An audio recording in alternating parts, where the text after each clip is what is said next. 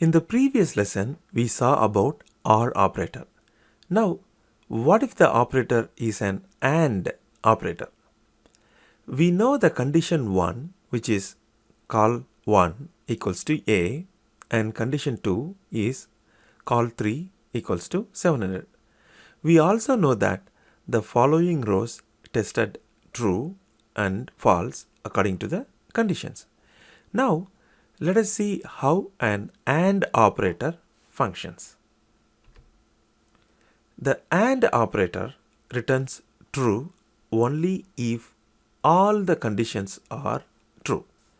It's kind of like saying in real life, like, give me this and also that. It will be false if any of the conditions are not met. So, the AND operator's result would be something like this. For the first row, since condition 2 turns out to be false here, the final result is false.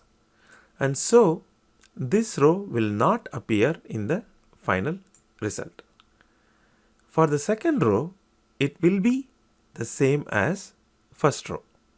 Since condition 2 is false, this also will not appear in the final result. Rows 3 and 4 will not appear in the final result as both the conditions are not met, meaning false. Fifth row will not appear as condition 1 has not been met. Sixth row will appear since both the conditions have been met.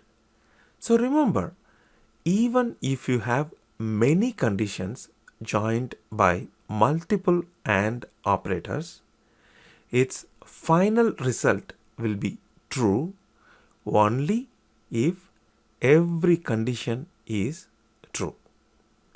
Even if one condition turns out to be false, then it will result into a false for the overall comparison of that row. And the final result will be just the row 6. Thank you for watching this video.